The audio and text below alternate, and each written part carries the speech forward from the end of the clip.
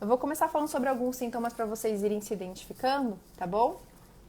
Eu anotei, fiz uma colinha aqui para mim não esquecer de nada, mas alguns dos sintomas comuns do ovário policístico, tá? Da síndrome do ovário policístico, são pelos, tá? O aumento de pelos, principalmente nas regiões mais masculinas. Então, nas mulheres é comum ter pelo aqui, né? O famoso bigode, ou pelos aqui na região do queixo. Pode ser que apareçam pelos no seio, tá? Pode ser que tenham também uma falha, entrada, quedas de cabelo, aumento de acne, principalmente zona T, aqui zona T é testa, nariz, principalmente queixo, acne nessa região do peito e na região das costas, tá? São regiões bem clássicas, específicas de hormônios androgênicos, ok? Outro sintoma comum aí de quem sofre com síndrome do ovário policístico é muita fome, compulsão alimentar, ganho de peso, sintomas de hipoglicemia, tá?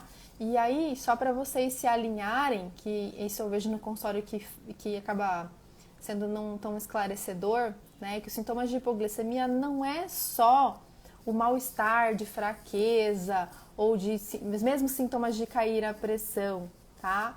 Os sintomas de hipoglicemia, eles podem ser mais amplos. Pode ser que você tenha uma dor de cabeça por hipoglicemia, pode ser que você sinta muita sonolência após a refeição, é um sintoma possível de ser uma hipoglicemia.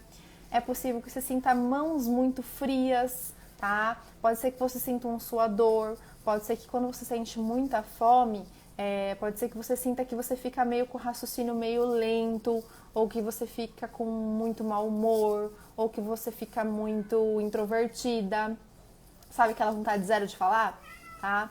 Esses são alguns outros sintomas de hipoglicemia mascarado, tá? Algumas mulheres também apresentam sintomas em conjunto com a parte do intestino, tá? Que seria a desbiose, no caso seria mais estufamento. Também é um sintoma muito comum nas mulheres que sofrem de síndrome do ovário policístico, além da menstruação irregular, que eu já nem lembro se eu falei, tá? Então, esses são alguns sintomas muito comuns, ok? E aí, qual que é a questãozinha aqui? Talvez muitas de vocês se identifiquem com sintomas, mas não significa que vocês tenham ovário policístico, ok? Mas pode ser que vocês tenham o mesmo quadro de resistência à insulina, que é um dos fatores causas do ovário policístico, tudo bem?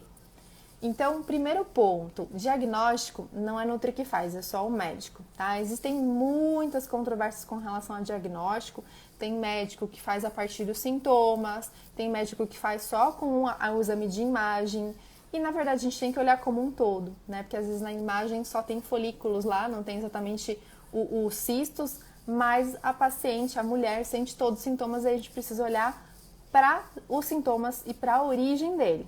Tudo bem até aqui? Me deem um ok, vê se estou falando muito rápido. Não sei se estou falando muito rápido, eu não percebo. Vocês podem me dar um hashtag aqui pra mim. Dani, fala mais devagar. Dani, tecla SAP, quando eu estiver falando muitas palavras que vocês não entendem, tá bom? Pode puxar minha orelha aqui. E aí, legal, Mari, obrigada. E aí, o que é importante? Uma vez que eu tive o diagnóstico de síndrome do ovário policístico, vou abreviar aqui de SOP, tá, gente? Então, tive o diagnóstico de SOP. Muitas mulheres recebem o uso do anticoncepcional. Mas o que é importante entender? Que o anticoncepcional não trata, tá? Não trata a causa do problema, ok? Então, por exemplo, vamos supor que você está com SOP por conta de resistência à insulina, tá? Você tá com um mau funcionamento ali do hormônio insulina, que eu já vou explicar exatamente o que é. Tomar o anticoncepcional não vai interferir em nada na resistência à insulina.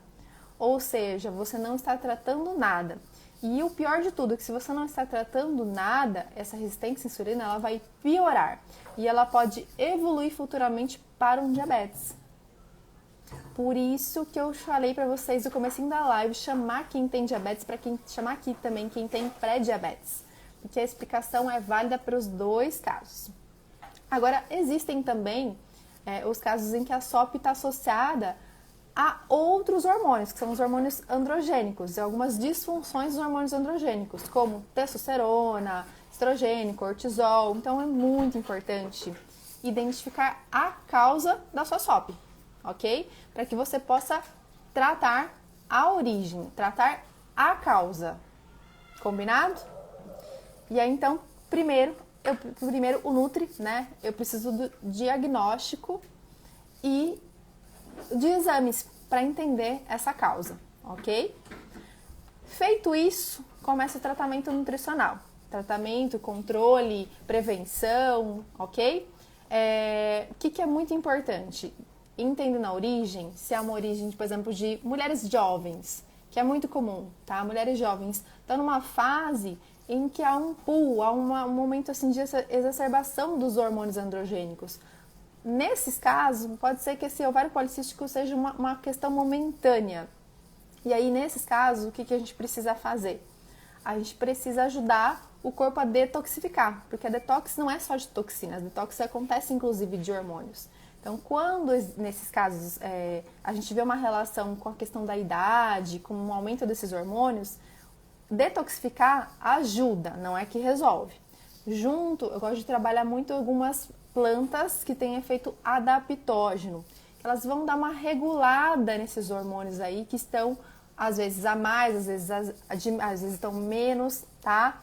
Então aí eu gosto de repente usar uma chavaganda, que é uma planta bem adaptógena feminina.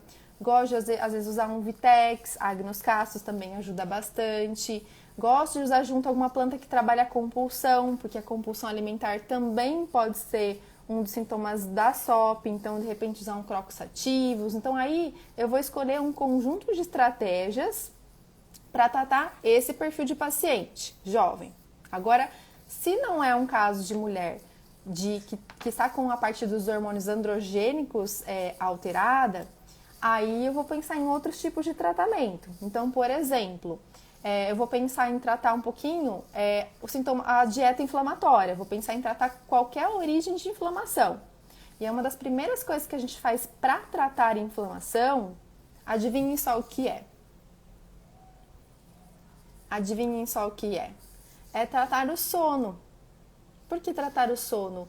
Porque é durante um sono, ok? Profundo e reparador, que nós conseguimos modular expressões inflamatórias, modular expressões antioxidantes, ok? Que são as causas por detrás do SOP. Então, é muito importante nessa paciente a gente entrar com algumas coisas que melhorem essa qualidade de sono, de profundidade. Então, eu sei que é chato falar isso, mas diminuir o celular à noite, que essa luz branca aqui forte não contribui em nada para o nosso hormônio do sono, que é o hormônio melatonina. Incluir alguns chazinhos que possam estimular essa liberação de melatonina, colocar uma melissa, um mulungu, uma passiflora, aí eu vou escolher de acordo com a paciente, tá? Melhorar também toda fonte, ok? Toda fonte de gordura dessa dieta, para que esse tipo de gordura dessa dieta tenha um efeito muito mais anti-inflamatório. Porque se eu corrigir o sono e não fizer mais nenhuma estratégia ao longo do dia, eu não vou ter sucesso. Por quê? Porque as estratégias anti-inflamatórias, elas não duram assim a vida inteira. Então, melhorei o sono não significa que o dia inteiro, amanhã, eu vou estar desinflamada. Não, vou precisar de novos estímulos para controlar essa inflamação. Então, aí eu posso colocar em um momento um chá, eu posso colocar em outro momento uma gordura boa, um óleo de prímula, um óleo de abacate, um ômega 3. Posso trabalhar com outros óleos especiais, óleo de gergelim, óleo de semente de uva, que já trabalha um pouco da questão da celulite, da circulação. Aí eu vou escolher esses óleos que se vão entrar via suplemento ou se vão entrar na alimentação, tá? Tem muita gente que tem boa aceitação para abacate, a gente pode usar o abacate. A gente vai escolher em conjunto as estratégias anti-inflamatórias, que podem ser tanto com os óleos, mas a gente pode também usar o açafrão. Eu adoro usar o açafrão, tem efeito muito anti-inflamatório. A gente pode usar gengibre, podemos usar também tudo que for fonte de antocianinas, de resveratrol, podemos usar tudo que for fonte de quercetina, então aí usar bastante a casca da maçã, usar a cebola, usar isso como suplemento também, em alguns casos pode ser bem interessante. Então, ao longo do dia de uma pessoa que sofre de SOP, eu vou conduzir estratégias anti-inflamatórias, tá? E aí eu citei alguns exemplos do que a gente pode usar. Além disso, Dani, isso vai ser suficiente? Não. Eu vou precisar ainda trabalhar também a questão do índice glicêmico, tá? E aí a gente entra em outra raiz, né? Outra causa da SOP, que é a resistência à insulina. E aí eu quero exemplificar de um jeito que fique fácil de vocês gravarem, um jeito assim bem dinâmico, bem para vocês entenderem o que seria isso e o que vocês terão que fazer, tá? De um jeito bem didático, a palavra que eu estava procurando. Imaginem só, tá? Eu sempre falo para os meus pacientes, imaginem só que todas as suas veias, todos os seus vasos, artérias, são mangueiras, tá? E essas mangueiras, elas têm diferentes calibres. Algumas são mais fininhas, outras são mais grossas. E todas essas mangueiras estão conectadas ao seu coração. E o seu coração é a bomba que vai fazer esse sangue girar, esse sangue rodar pelo seu corpo inteiro. Para quê? Para levar oxigênio, ok? Para as suas células e para levar nutrição. Agora imaginem só, se vocês pegarem um açúcar, derreter ele numa panelinha, ok? Formei um melado, um mel. Imagine só jogando esse monte de açúcar dentro de cada mangueirazinha. Vocês concordam comigo que vai aumentar a densidade do seu sangue? Que seu sangue vai ficar um pouco mais denso e volumoso por conta da presença desse açúcar? Vocês concordam comigo? Fica claro essa imagem? Agora, quando isso acontecer, o seu coração vai ter que trabalhar mais, tá? Vai ter que bater mais rápido, vai ter que ter mais força, vai ter que ter mais eficiência para dar conta de circular com esse sangue. Então, isso faz com que aumente um pouco o risco cardiovascular, esse açúcar no sangue. Isso faz com que aumente também a sua sensação de ansiedade. O coração tá mais acelerado. E aí o seu corpo, na melhor das intenções, tá, de te proteger, ele aumenta a liberação de insulina, que é o hormônio que vai, digamos assim, carregar, vai transportar esse monte de açúcar na sua corrente sanguínea para dentro das suas células. Então, ele vai aliviar esse impacto, essa pressão, esse esforço nas suas artérias, veias e vasos. Ele vai diminuir o risco cardiovascular, tudo bem? Então, ele tem a sua função importante também. A questão é que quando eu tenho resistência à insulina, significa que algo nessa matemática aí não está fechando. Significa que a insulina que eu estou produzindo, ou ela não está sendo produzida de forma eficiente e correta, ou ela não está chegando no lugar que deveria chegar. Ela encontra alguma resistência, alguma dificuldade nesse caminho. E aí eu gosto de trazer para o meu paciente a ideia de imaginar que a insulina é uma chave, tá? E cada célula tem uma fechadura. Se eu produzir na minha fábrica uma escala muito grande de chaves, possivelmente algumas chaves vão sair defeituosas. Então, a escala grande de produção, tá, pode trazer um defeito nessa produção. E aí, não é quanto mais que eu produzir, melhor baixei minha glicemia. Não, quanto mais eu estou produzindo, mais eu estou gerando uma demanda para minha fábrica, um trabalho a mais. Maiores são as chances dessa insulina, quando sofrer o impacto, quando se encaixar nas fechaduras, gerar sintomas de hipoglicemia, que eu comentei aqui no começo com vocês, tá? Maiores são as chances de eu acumular esse monte de açúcar como gordura, por isso a relação de obesidade, tá? Maiores são as chances dessa insulina vir a parar, vir a acabar, vir a gerar uma falência, tá, do órgão, vir a gerar alguma deficiência no futuro. Maior as chances de eu ter problemas. Tudo bem até aqui? Tá? Então, é muito importante que vocês entendam que a resistência à insulina, ela é uma possível causa, tá, da SOP, que é o mesmo mecanismo do diabetes. E se você colocar o anticoncepcional, seja qual for a escolha, isso não vai tratar a resistência à insulina, que além do tratamento que você escolher com o médico, você vai precisar cuidar da sua alimentação. Não tem jeito. E aí eu vejo muitos casos assim, de mulheres tomando a metilformina, que é um medicamento para resistência à insulina nesses casos. E eu acho válido, dependendo do caso, se faz necessário. Porém, se você colocar o remédio da metilformina e não melhorar a sua alimentação, você não corrige também o problema. Porque a quantidade de açúcar que você fica mandando ali vem da sua alimentação e não tem nada que esconda ali para o seu corpo a presença desse açúcar, tá? Então, um dos tratamentos do ovário policístico, quando a gente linka essa questão de resistência à insulina à nutrição, é realmente controlar a quantidade de que você consome carboidrato. Controlar o tipo de carboidrato que você consome. Não é tirar, não é radicalizar, tá?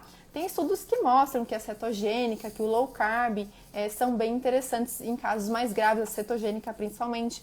Mas eu gosto muito de trazer o conceito e a ideia que às vezes um protocolo ele pode ser importante numa fase de assim, risco grave. Então a pessoa está com um grande risco de ficar diabética, ela faz um protocolo mais potente, é válido. Mas via de regra, para a maioria, mudanças de estilo de vida são suficientes, tá? Que é reduzir a carga glicêmica dos carboidratos que você escolhe comer.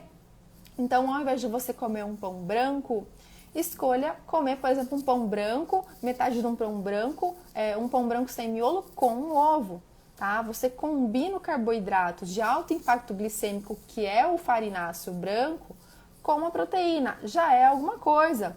Dani, mas é melhor comer só ovo? Com certeza é melhor comer só o ovo, tá? Porque aí você não colocou nenhum açúcar, ok? Mas isso vai ser muito individual de acordo com as preferências e gostos de cada um. Não dá pra gente impor algo que a pessoa não gosta, isso não vai ser sustentável. Então você tem que bater nessa tecla do que tem que ser algo em que você se sente preparado, se sente confortável para um estilo de vida. Você tem que gostar do que você faz, tá? Para conseguir manter isso como estratégia de longo prazo, tá? Então, reduzir os alimentos de alto impacto glicêmico e alto impacto insulinêmico. Resumindo, eles são as farinhas brancas. Então, farinha branca, a tapioca, reduzir açúcar, tá bom? Esses são os principais de reduzir. Quando for consumir, dê preferência para consumir esses alimentos com proteína. Dê preferência para consumir esses alimentos junto com fibra. Dê preferência para combiná-los com gordura. Toda vez que você combina alimentos de impactos diferentes para a glicemia, você acaba modulando a resposta de índice glicêmico também. Você acaba fazendo uma média. E essa média, quando você faz essa combinação, ela não fica tão discrepante, ela não fica tão destoante, tudo bem? Então, combinar alimentos é uma excelente opção, ok? Outra coisa muito importante, tá? Então, eu já falei do sono, eu falei de aumentar o detox, em alguns casos. Eu falei de alimentos anti-inflamatórios e dei vários exemplos de gordura, de chás. Falei da cúrcuma, falei da quercetina, tá? Falei do gengibre. Entrei agora na questão da resistência à insulina, então falei de diminuir os carboidratos, de combiná-los de forma mais inteligente, de trabalhar com carboidratos de mais baixo índice glicêmico, tá? Então usar mais frutas, usar mais verduras, usar mais leguminosas, usar mais grãos integrais, isso vai ajudar. Usar a canela, tá? A canela tem um impacto legal para a glicemia, assim como a camomila, assim como a moringa, tá? Usar nutrientes que vão ajudar muito nessa resistência à insulina, nesse caso, como o ácido lipóico. Eu adoro usar o ácido lipóico nas pacientes, aí dependendo do nível aí da resistência à insulina, eu uso dosagens bem diferentes. Gosto muito também de usar coenzima Q10, gosto muito de usar magnésio, mio-inositol, tá? São nutrientes assim que são básicos e essenciais para quem tem SOP. Gosto muito quando eu sinto que a paciente tem uma mistura de resistência à insulina com alguma dificuldade em detoxificação. O que é dificuldade em detoxificação? Tem dor de cabeça, fica com ressaca prolongada, gosto amargo na boca, acorda muito enjoada, muito sem apetite. Aí são várias possibilidades. Então tem alguns sinaizinhos. Tem cabelo branco precoce, muitas manchas, tá? Nesses casos eu gosto muito de usar o NAC, tá? Que ele vai ajudar no nosso organismo a regularizar um pouquinho esse processo antioxidante, tá? A regularizar a produção de glutationa.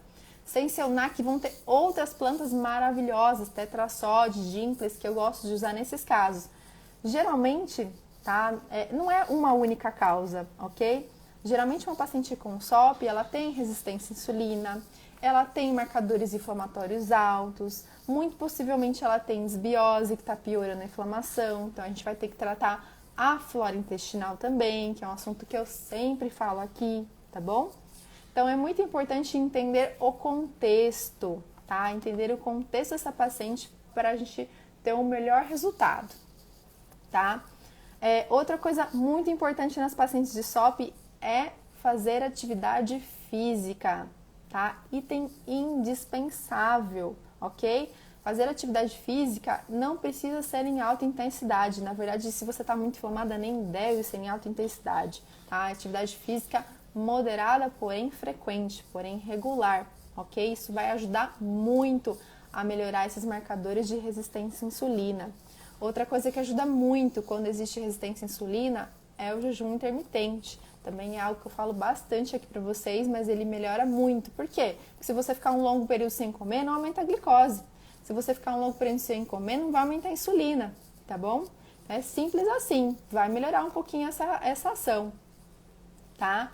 Diminuir muito bebida alcoólica se faz muito importante. Bebida alcoólica aumenta muito o processo inflamatório, tá? Bebida alcoólica mexe muito nos hormônios androgênicos, isso bagunça muito.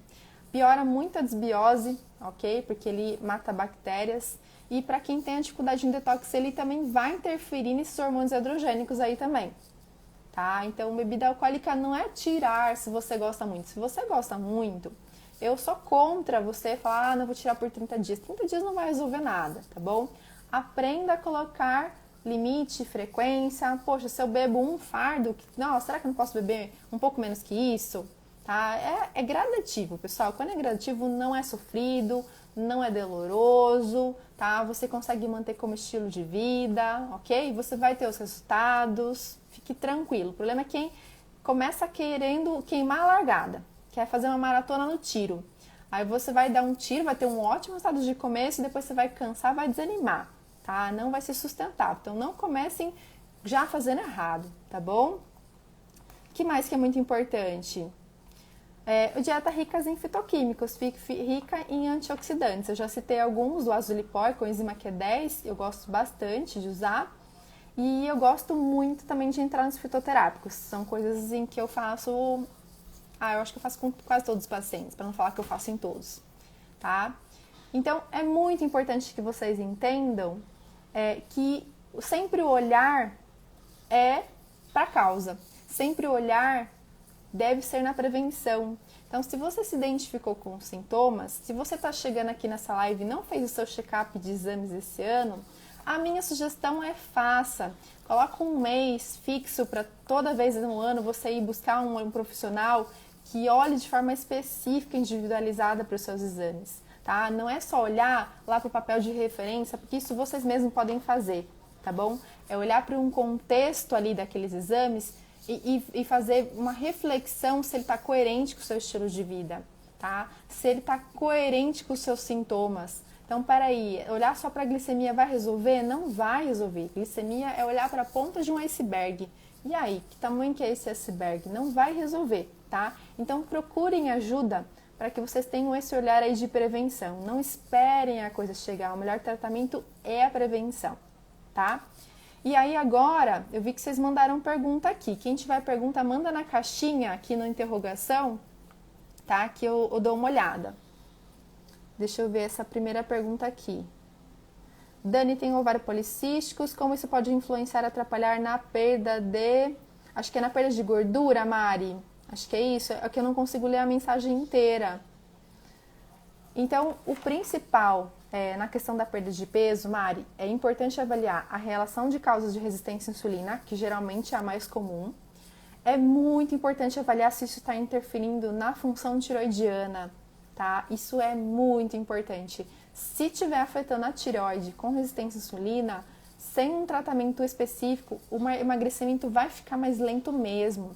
Então é muito importante que se você tem ovário policístico, tem a resistência à insulina, tá com dificuldade de emagrecimento, mesmo assim, checa a tireoide, tá? Checa o TSH, checa o T4, o T3, vê se tem o cortisol aumentado, dá uma checada em outras questões que provavelmente, como eu comentei no começo, não é só um fator que está associado, tá? E se a tireoide estiver alterada, muitas vezes, não por questões autoimunes, faz-se necessário ir aumentar um pouquinho a demanda de nutrientes antioxidantes, tá? Aumentar o zinco, aumentar o selênio, muitas vezes fazendo isso já ajuda pra caramba, ok? Tranquilo, Mari? Thaís, você mandou solicitação aqui pra mim? Não entendi. Acho que foi por engano. Tá, deixa eu ver aqui mais. Como saber se tem uma resistência à insulina? Elaine, por exames é o mais adequado, tá? Pedir para usar o exame de insulina de jejum, tá? É o exame que eu mais peço. Além disso, pela hemoglobina glicada também dá para você contextualizar, juntar com o exame de glicemia, de repente calcular um ROM-IR, tá? São os principais exames. Mas com sintomas também fica muito evidente do que está acontecendo, que são sintomas aí de hipoglicemia, de mal-estar, de dor de cabeça. Quando come um doce, como é que você fica? Você fica meio letárgica, tem dor de cabeça, tem sonolência após as refeições, tem momentos que antes das refeições você fica meio, sabe, meio aérea, meio desligada, tá? Na academia, quando você vai treinar, você costuma ter sintomas de hipotensão. Esses podem ser alguns indícios de que você faz resistência à insulina, mas junto linkar com os exames, tá bom? Pedir para a sua nutri, pedir para o seu médico olharem para isso, tá bom? E aí tratar, para isso não evoluir para um diabetes ou para alguma questão aí, um Alzheimer, alguma questão que também tem relação com resistência à insulina, tá bom? Ah, uma coisa que eu não falei, que é muito importante, no tratamento desses quadros, tá, de SOP, de resistência à insulina, gente, não é algo que se faz em um mês. E quando a sua resistência à insulina ela está muito alta, dificilmente com uma semana de dieta você vai sentir resultado. E a maioria das pessoas faz o quê? A maioria das pessoas faz uma semana de dieta e quer ver o resultado. Se ela não vê o resultado, ela desanima. Quando você está com SOP ou quando você está com resistência à insulina, muito possivelmente você não veja assim, esse resultado em uma semana que você mudou seu estilo de vida, tá? E possivelmente nem em 2. Você vai precisar cuidar um pouquinho mais disso para que os resultados comecem de fato a acontecer, tá bom? Deixa eu ver o que mais, pessoal. Então, é importante que vocês tomem a suplementação e o tratamento a longo prazo. É isso que eu ia fechar para contextualizar aqui, tá bom? Que mais? Tem perguntas? Esclarecido, Elaine? Esclarecido, Mari? Deixa eu voltar aqui.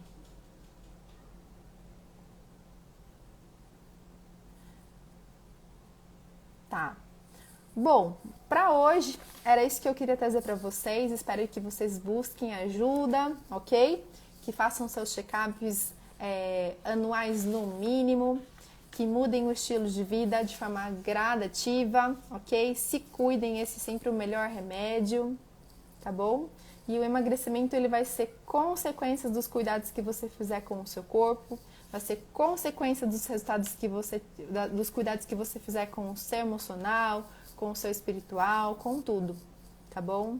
Sempre eu falo que os pilares da saúde é sono, alimentação, emocional, tá? Sono e nutrição, alimentação, tá bom?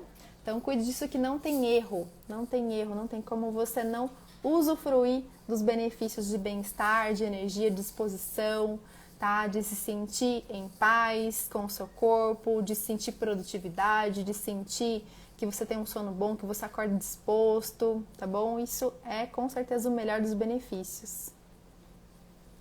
E espero ter esclarecido. Vou ficando por aqui. Segunda-feira que vem a gente se vê e possivelmente eu pegue mais uma das perguntas que vocês deixam lá na caixinha de pergunta do quiz. Então participem sempre das caixinhas. Quem sabe uma próxima vez eu não venho aqui para responder as suas dúvidas, as suas questões, tá bom? Uma boa noite para todo mundo. Muito obrigada e até segunda-feira que vem às 8h30 aqui, tá bom?